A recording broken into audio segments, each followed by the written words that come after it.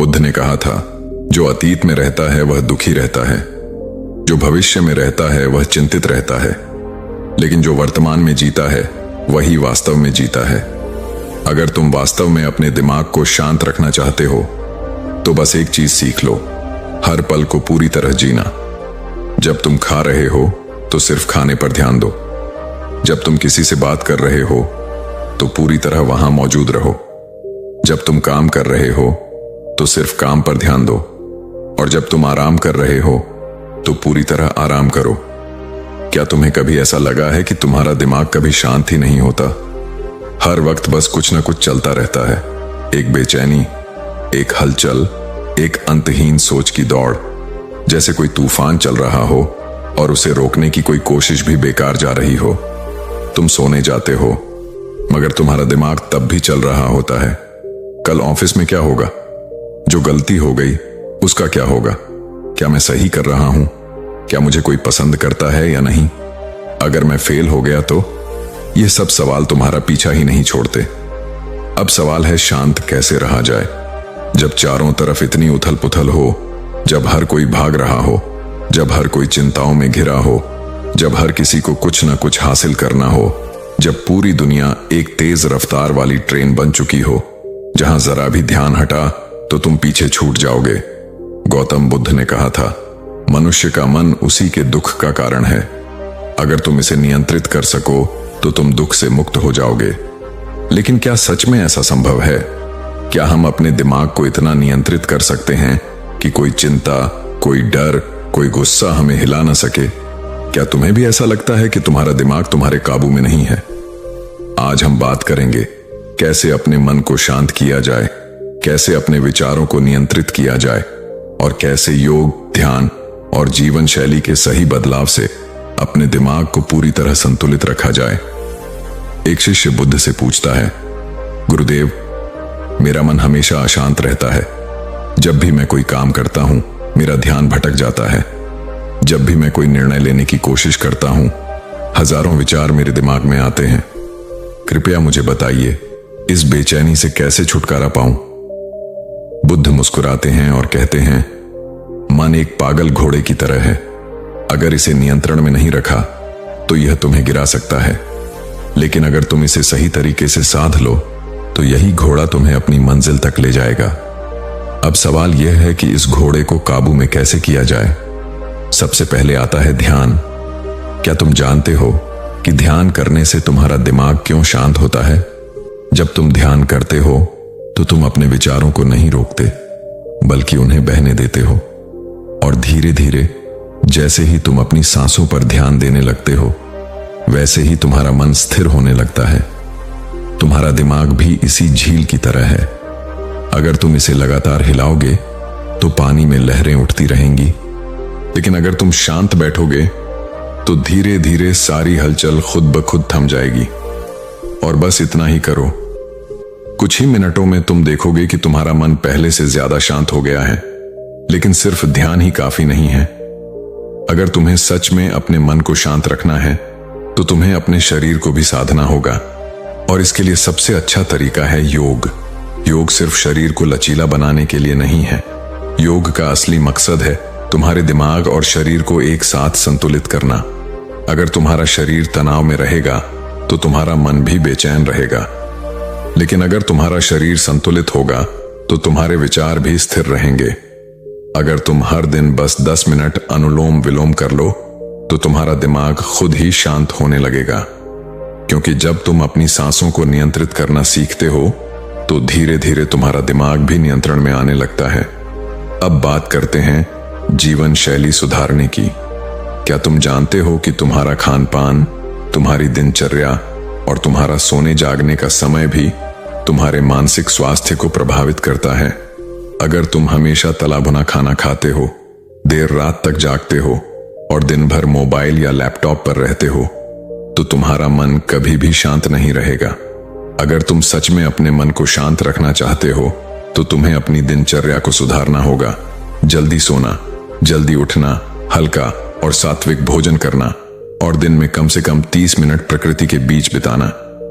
यह सब मिलकर तुम्हारे दिमाग को स्थिर और संतुलित बनाएगा। लेकिन यह सब करने के बाद भी अगर तुम्हारा मन कभी अशांत हो जाए तो क्या करना चाहिए? तो बस एक बात याद रखो, जिस चीज को तुम नियंत्रित नहीं कर सकते उसे लेकर परेशान होना बंद कर दो। जो चीज तुम्हारे बस में है उन पर काम करो, और जो तुम्हारे बस में नहीं है उन्हें जाने दो, क्योंकि चिंता करने से कोई समस्या हल नहीं होती, बल्कि चिंता खुद ही एक सबसे बड़ी समस्या बन जाती है। बुद्ध कहते हैं, बेटा, यह बीज देख रहे हो, अगर इसे मिट्टी में डालकर सही तरीके से पानी, हवा और धूप मिले तो यह एक विशाल वृक्ष बन सकता है। लेकिन अगर इसे बस पकड़ कर रखो, डरते रहो कि कहीं यह खो ना जाए, तो यह कभी कुछ नहीं बनेगा। तुम्हारा मन भी ऐसा ही है। जब तक तुम इसे कसकर पकड़ोगे, इसे नियंत्रित करने की कोशिश करोगे, तब तक यह और ज्यादा भागेगा।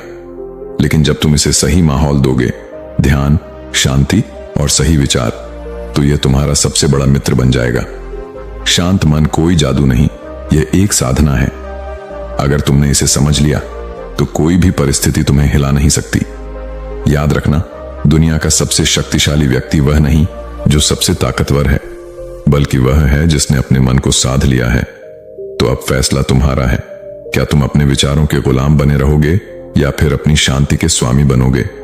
शांति बाहर नहीं, भीतर है, बस इसे देखना सीखो। एक दिन एक व्यक्ति ने बुद्ध से पूछा, भगवान, मेरा मन बहुत अशांत रहता है, हमेशा उलझनों में फंसा रहता है, मैं इसे शांत कैसे कर सकता हूं? बुद्ध मुस्कुराए और उन्होंने कहा, इस प्रश्न का उत्तर पाने के लिए तुम एक कटोरे में पानी भरो और उसे लेकर यहां आओ। व्यक्ति ने वैसा ही किया।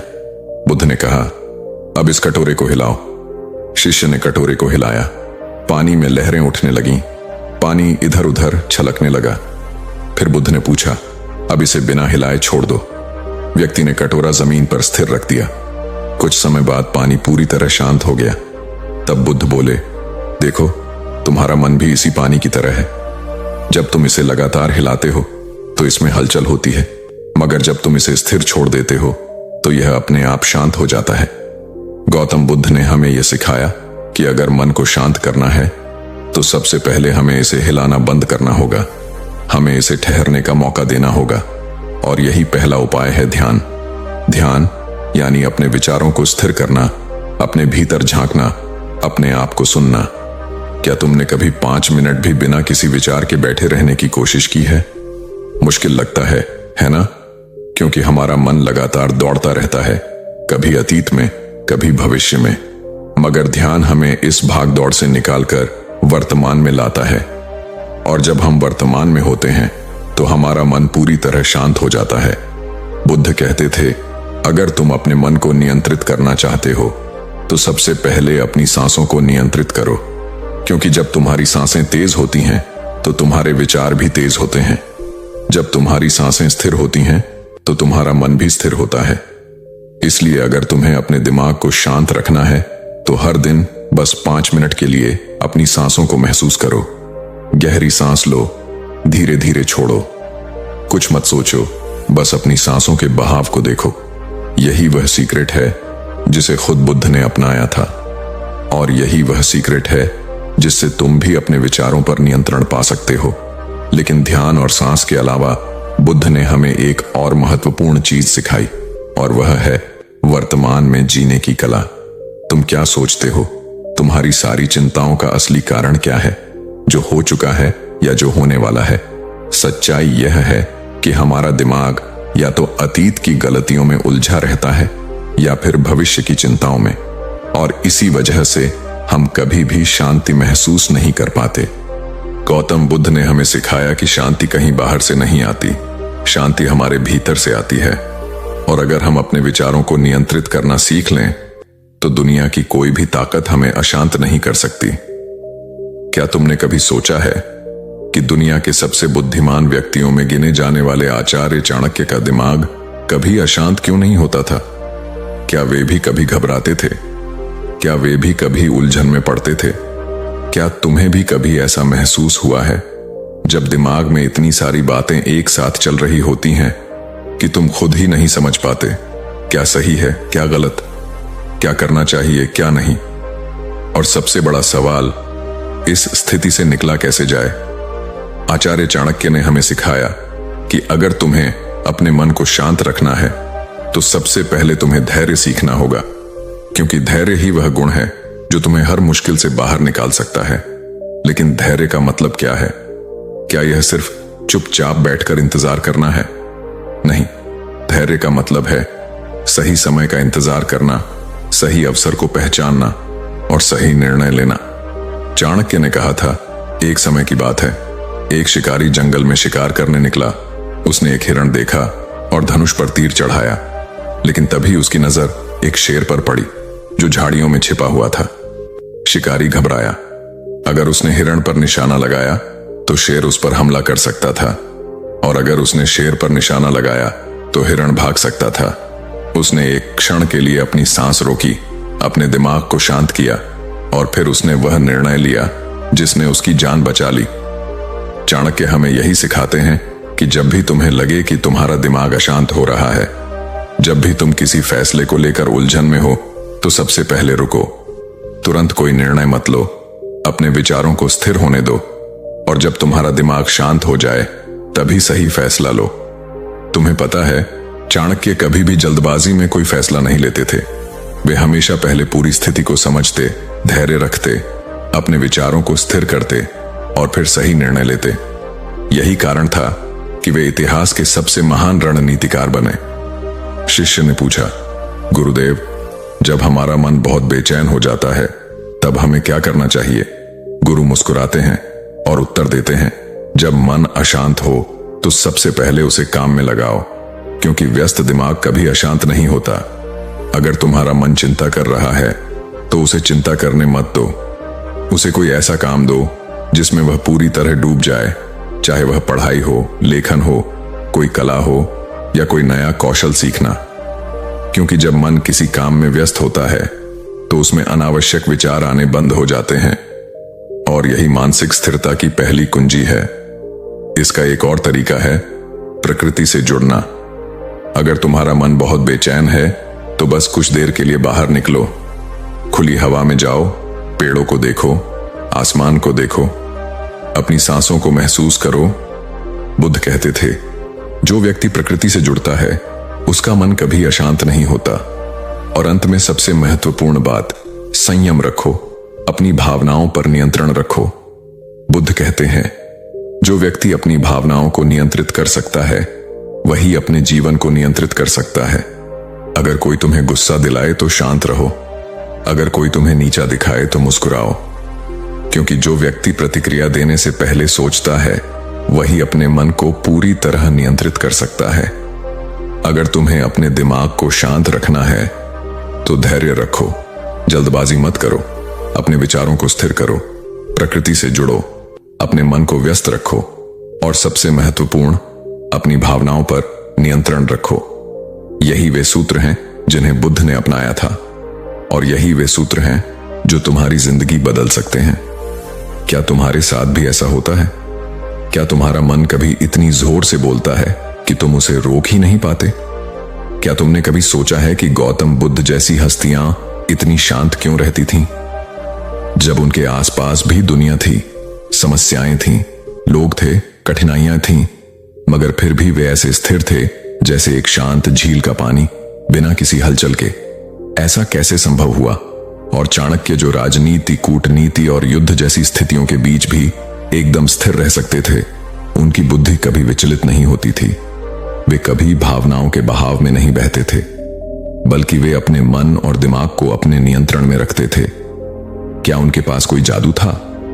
अगर बुद्ध और चाणक्य दिमाग को शांत रख सकते थे तो हम क्यों नहीं? हम क्यों हर छोटी बात पर घबरा जाते हैं? हम क्यों चिंता और तनाव को खुद पर हावी होने देते हैं? क्या वाकई हम अपने मन पर कोई नियंत्रण नहीं रख सकते? अगर तुम्हारा दिमाग शांत नहीं है तो समझ लो कि तुम अपने ही सबसे बड़े दुश्मन बन चुके हो। क्योंकि जब तुम्हारा मन अशांत होता है तो तुम्हारी सोच गलत फैसले लेने लगती है। तुम छोटी छोटी बातों पर घबरा जाते हो और धीरे धीरे तुम्हारी जिंदगी से सुकून गायब हो जाता है।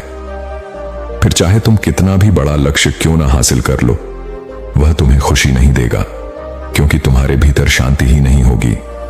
अब सवाल यह है क्या सच में इस भाग दौड़ भरी जिंदगी में भी हम दिमाग को शांत रख सकते हैं? क्या हम भी उन महान लोगों की तरह स्थिर और संतुलित रह सकते हैं? हाँ, बिल्कुल कर सकते हैं। और इसी वीडियो में हम तुम्हें बताने वाले हैं वे उपाय जो तुम्हारी जिंदगी को बदल सकते हैं, जो तुम्हें अंदर से शांत बना सकते हैं, जो तुम्हें वह शक्ति देंगे जिससे तुम किसी भी परिस्थिति में अडिग और स्थिर रह सकोगे। तो अगर तुम भी इस तूफान से निकलकर एक शांत समंदर तक पहुंचना चाहते हो, अगर तुम भी अपनी बेचैनी से आजादी चाहते हो, तो यह वीडियो तुम्हारे लिए है। क्या तुम्हें पता है कि जब गौतम बुद्ध को ज्ञान प्राप्त हुआ था तो उस समय उन्होंने क्या महसूस किया? कुछ नहीं, कोई हलचल नहीं, कोई शोर नहीं, कोई चिंता नहीं, कोई भय नहीं, सिर्फ और सिर्फ शांति। एक ऐसी शांति जो न किसी परिस्थिति से जुड़ी थी, न किसी वस्तु से। वह शांति उनके भीतर थी, और यही वह शांति थी जिसने उन्हें सिद्धार्थ से बुद्ध बना दिया। लेकिन सवाल यह है, यह शांति आती कहां से है? क्या यह केवल बुद्ध जैसे महापुरुषों के लिए ही थी? क्या हम जैसे आम लोग कभी इसे महसूस कर सकते हैं?